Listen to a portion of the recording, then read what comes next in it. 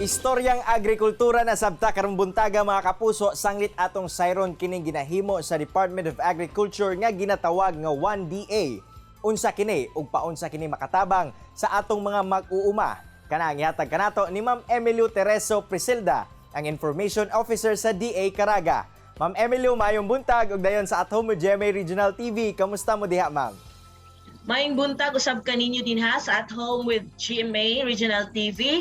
Nakip na usab ang tanang mga viewers dinhi sa Northern Mindanao ug sa tanang dapit nga maabot nining maong programa. We are happy to know, ma'am, nga anaa mo sa maayong kahimtang. Pero Ma'am Emilio, atong isgutan no, kining 1DA approach. Give us a little backgrounder kung unsa ni siya nga proyekto karon sa DA. Kining 1DA reform agenda, it is not actually a project but it is an approach no nga gi-craft para nga atong mahimong gambalay or usa ka framework ni siya nga naglangkob og 18 ka mga estratehiya nga nagtinguha nga mapalambo og dugang ang atong agrikultura dinhi sa atong nasod karong tuiga og sa umaabot pa. Kauban usab niini ang lig-on og malahotayon nga pakigtambayayong sa atong mga lokal nga mga pangagamhanan, mga pribadong sektor, mga mag-uuma, mga farmers organization ug mga kapartner nato nga mga national agencies. Apan ma'am, to localize it, diha ba sa Caraga Region, unsa ba ang sagad nga mga produkto sa atong mga mag-uuma ug unsa ang mga kasagaran nga struggles nila karon? So dinhi sa Caraga Region, daghan usab kita diri nga produkto no. Apan ang kasagaran nato o major commodities nato dinhi is kining humay ug mais, no, rice and corn. Doon na sabta mga high value crop commodities sama sa rubber, and then we also have abaca, we have soybean in which sa soybean we rank first in production, no, with around 356 metric tons per year. And we also have coffee ug uban pa, no, doon tay kakao. But just like any other region, ang kining duha ka commodity, ang humay ug mais, ang kasagaran nga pinaka-major gid siya nga gina-produce here in the region. Ma'am, sa unsang paagi ba nga makatabang kini nga 1DA approach alang sa atong mga mag-uuma? Kining atong 1DA approach, dako kaayo ni siya ang mahimong tabang niini no sa para makabot nato ang atong pinakatinguha nga makabaton og bastante nga abot og taas nga kita ang atong mga mag-uuman. O magina siya ang atong pinaka-ultimate goal.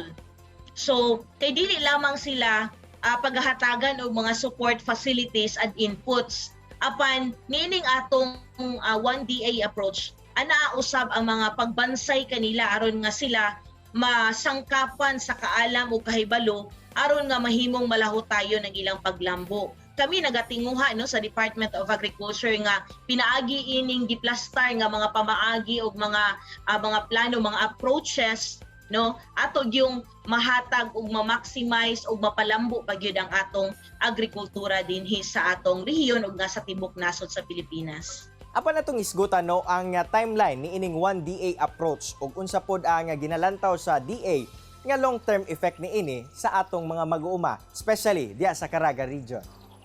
Yes, we really wanted no nga kani siya mahimong malahotayon, and we believe nga mulungtad kining maong programa.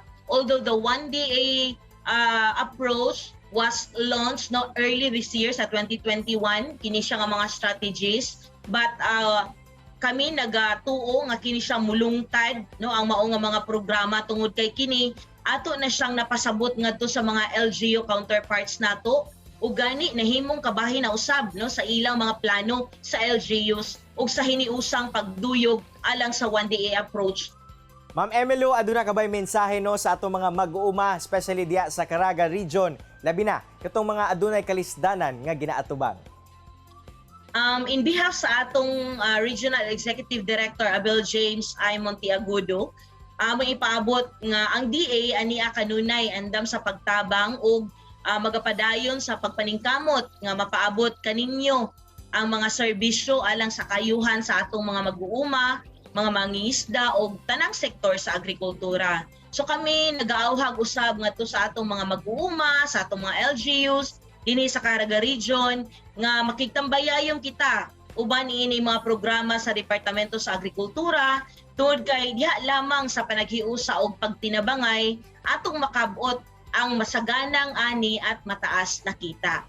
Amping mo kanunay Ma'am Emily og more power sa inyong programa diya sa Department of Agriculture Caraga Region, and keep on helping our local farmers. Sanglit usa sila sa atong mga bayani. Amping kanunay.